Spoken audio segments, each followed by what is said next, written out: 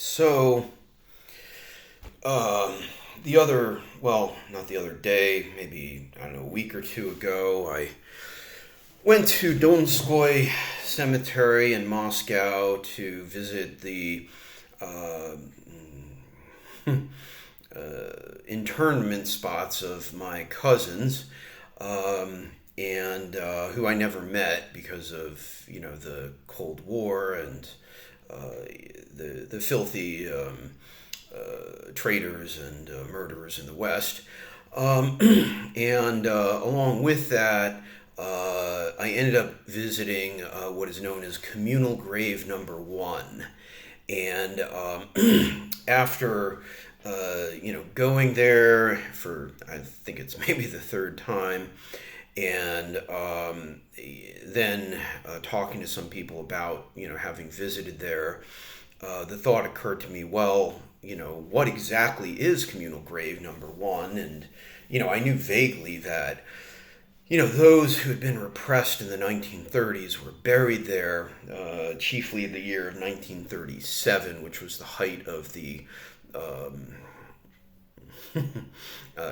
politically counter-revolutionary terror, in the Soviet Union against the revolutionaries of the Soviet Union, in order to establish a kind of bureaucratic populist rule. That lasted, I guess, how many years? 1987 was like the last, plus, some 5 years or less. Uh, 4 years, I guess it was, almost five possibly. But anyway, so 50 years, after, right. So, such was the strength of the greatest revolution that ever occurred on the planet Earth, that it lasted 50 years after the murder of, its leadership. And at any rate, I did some Googling and reading, and, I have to commend the comrades of Cuba. I visited Havana on an educational visa, and this was part of the initially I believe I had read this book, or basically the writings within this book by Victor Serge. He was one of the original revolutionaries of the October Revolution. Wrote many very good books on that revolution and its participants, and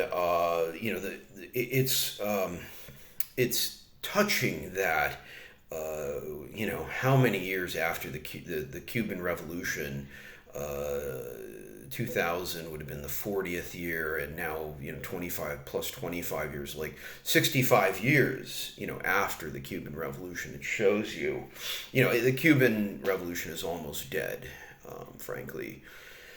It was very sad to be in Havana for a month and witness, the state of society there.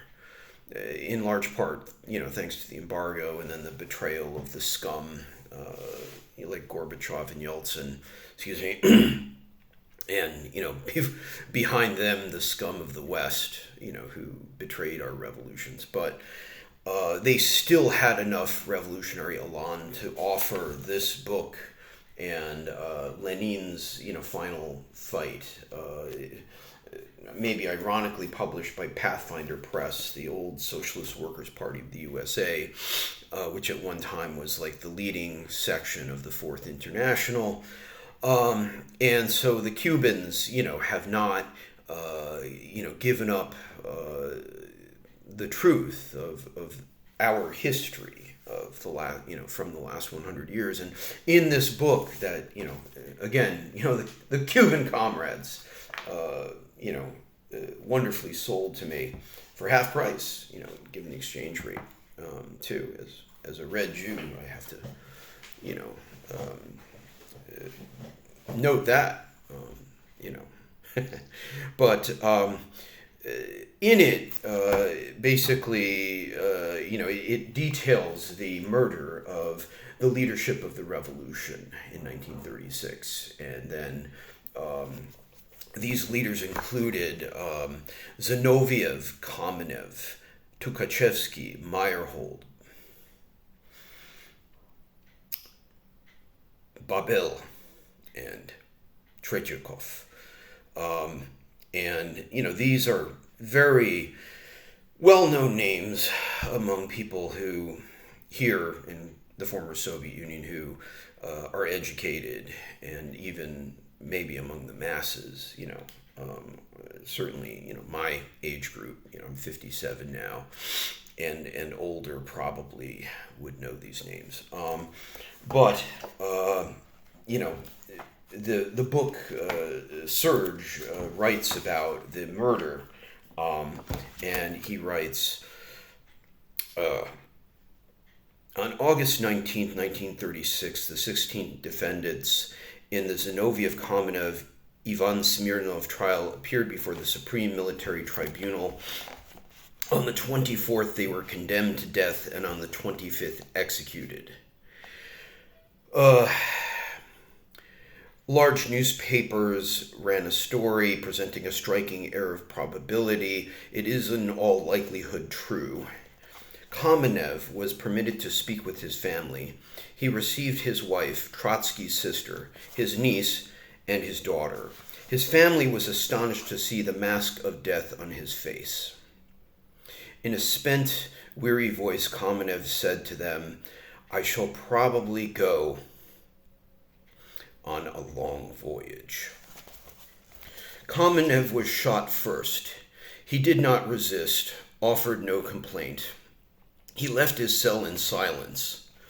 And I should say, these men were probably shot in the Lubyanka, the headquarters of what was the KGB. It's in the very center of Moscow, and I go there on a regular basis. It's now a kind of commercial district. He did not resist. He offered no complaint. He left his cell in silence, and as if in a dream descended into the execution cellar.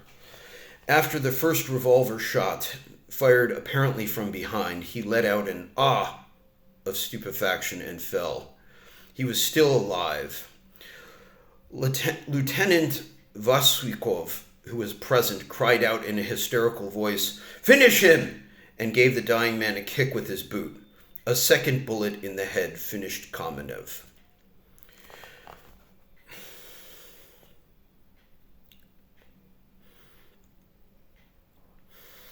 Thus died the real leader of the Bolshevik fraction of the 1912 Duma, the first president of the Executive Committee of the Soviets in 1917, Lenin's sole heir, and in addition, one of the most learned writers of contemporary Russia. Zinoviev. They awakened him at 1 a.m. He sat up in a daze, his whole frame trembling. Zinoviev was basically, the twin, almost, fraternal twin to Kamenev. "Zinoviev, get up. We have orders to transfer you to another place." Pale as death, he remained seated, saying nothing. "Dress yourself." He lay down. One of the jailers began to pull on his boots. Zinoviev did not move, but the sweat poured from his face. Another jailer passed his arm under his back and raised him. Zinoviev groaned and tore the hair from his temples. He seemed to have gone mad. Zinoviev continued to groan, dangling his head. "Let's go!" One of the jailers threw water in his face. Then he came out of his stupor and stood up. A group of 8 guards was waiting at the door. At this moment, Zinoviev understood everything. His legs trembled. He almost fell. They held him up. He resisted a little with sobs and cries. At the end of the corridor, he had a real attack of hysteria. Lieutenant Ivan Gulov ordered the guards to open a cell, which was instantly done. Zinoviev was pushed in. Seeing that he was being assassinated, the agitator made a supreme effort and cried out to his executioners, "Think of what you are doing. You are executing the revolution, the party of Lenin." On pain of death, the officer could not let Zinoviev speak another instant.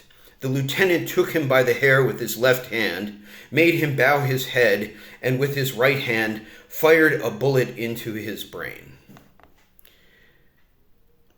He may have thus gained the Order of Lenin. This was the death of Vladimir Ilyitch's oldest collaborator, his companion in illegality in 1917, here in Petrograd. The president of the Petrograd Soviet during the Civil War and the Red Terror, the first president of the Communist International. So, Serge goes on, and he, writes about why did these men, in the course of the show trials, confess to absolutely absurd confessions. These confessions were, it was told to me by the son of a KGB colonel who had an office in the Lubyanka in the late 80s, who was half Belaruski, who was slated to be the last ambassador from the Soviet Russia to Minsk to Soviet Belarus. He said his father said, and his father's colleagues said, anyone knew that these confessions and accusations were absolute shit. They were just made out of whole cloth. So why did these revolutionaries confess, to these wild, unfounded, accusations? And Serge writes, such confessions are made out of utter devotion, and there's also an element of calculation about them. Smilga, an oppositionist capitulator, quote-unquote, who'd been in prison since 1933, once said, quote, "We must retreat, surrender for the present, and when the masses awaken, we shall put ourselves at their head." Zinoviev often said the same thing. Even flat on our belly in the mud, in order to be there on the day of the great awakening of the working masses, we must present ourselves as being loyal to the party. The only true thing in their confessions was their hatred of the leader, Stalin. Their capital error was that their attachment to the past prevented them from seeing that this party is dead, and that no longer with it, but in spite of it and against it, the toiling masses will rebel one day. So, which, the revolutionary leadership was murdered. And not only, I should say, by the Stalinists, the bureaucratic counter-revolutionaries in the Soviet government. The Soviet Union, in effect, was murdered in, one could say, as a revolutionary, well, not absolutely. That's the thing. It's, one could say it was murdered politically in 1936 and 1937. But, such was the strength of that revolution here that it continued on in socially revolutionary form, even though it was politically counter-revolutionary, socially revolutionary form until 1991, 50 years.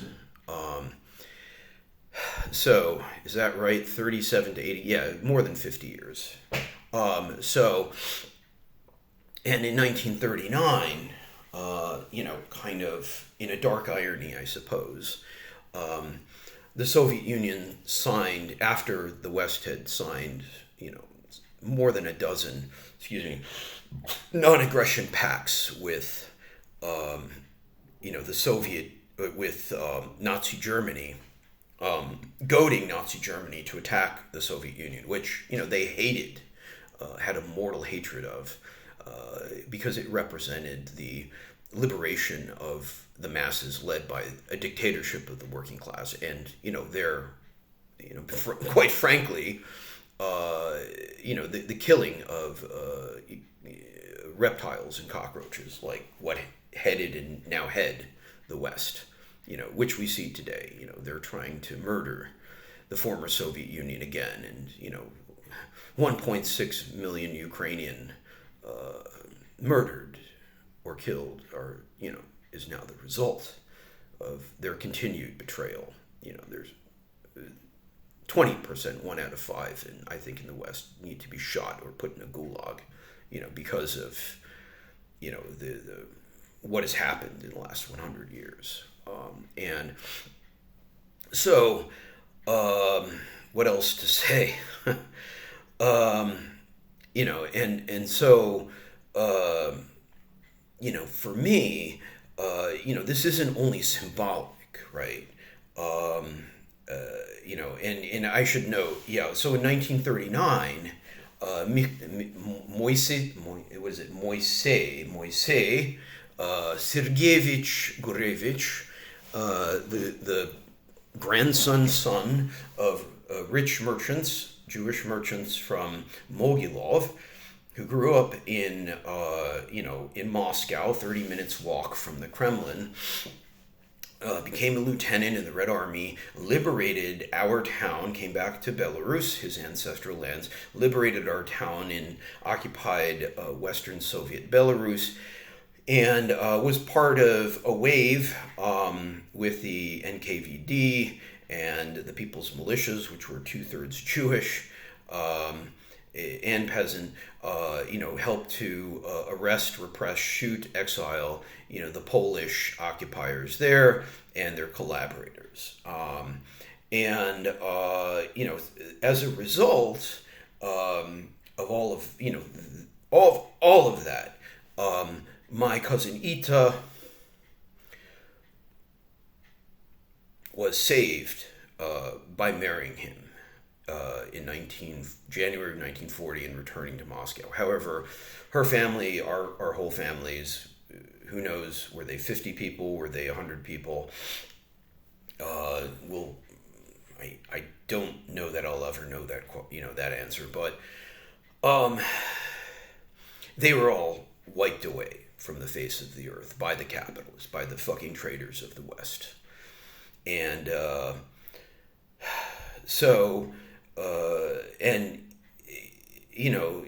Mikhail and Ita survived. They had a family, and they lived in Moscow from 1940 until Ita died. I think it was 2002. So decades later, so she died without ever reuniting with the family in the West, and because of the Cold War, because of the traitors and murderers of the West. And Mikhail, followed her. I forget, how many years after. And then, right before Mikhail, came to Belarus again, and Ita married him, 4 years prior.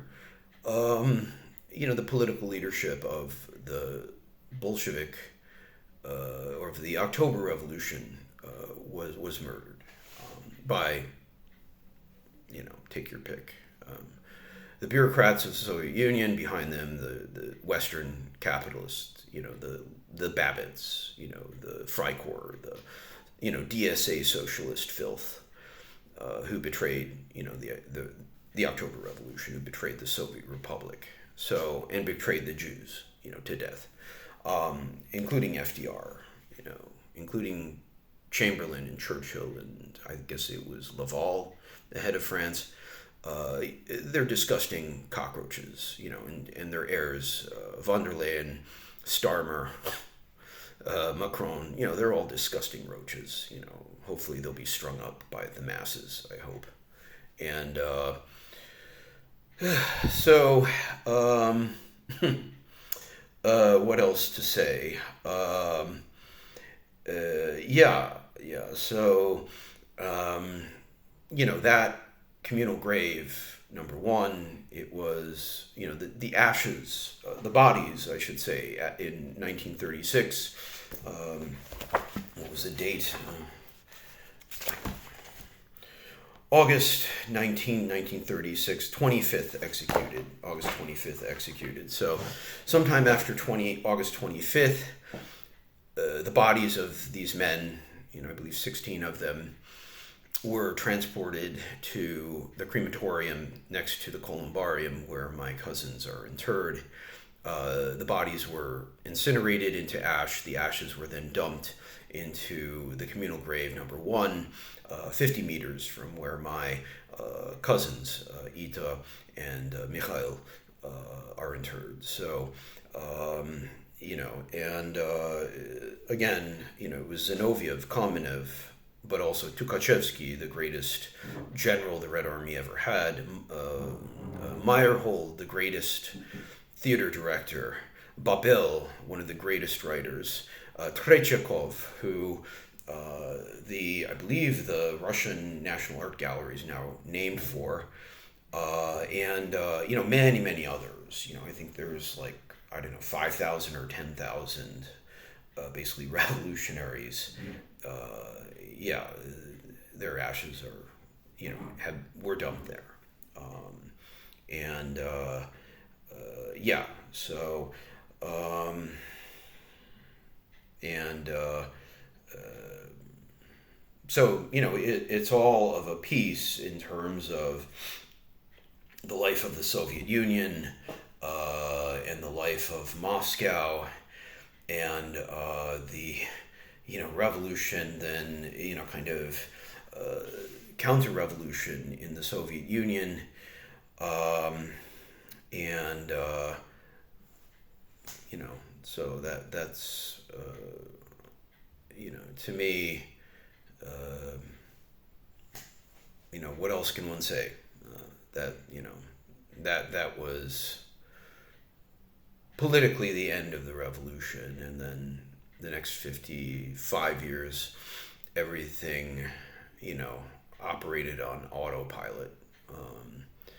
But, like I said before, because of the sacrifices of these revolutionaries, the Soviet Union was able to continue to exist for another 50 years, to at least smash, the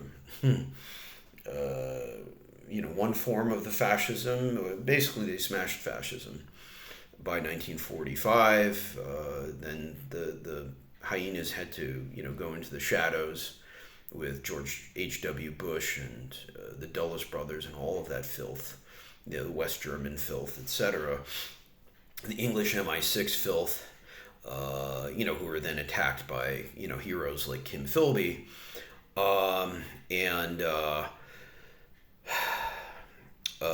And then reappeared in the last in 91 basically, which is when I knew, for all intents and purposes, my life in terms of a career, in terms of anything really constructive, was over. The liberals and the Nazis had basically won in 1991, and the Stalinists, the betrayal, finally played out at that point, and they destroyed their own state. The liquidationists, Gorbachev or Yeltsin, they destroyed, our country, and the country of 300 million people who, did not really want the country destroyed, but did not have the wherewithal to keep it. And so, but, as Bertolt Brecht said, don't mourn for the good old days, but look forward to the bad new days. And so, that's where we're at. And, I look forward to, if nothing else, the punishment of the traitors of the West moving forward. So.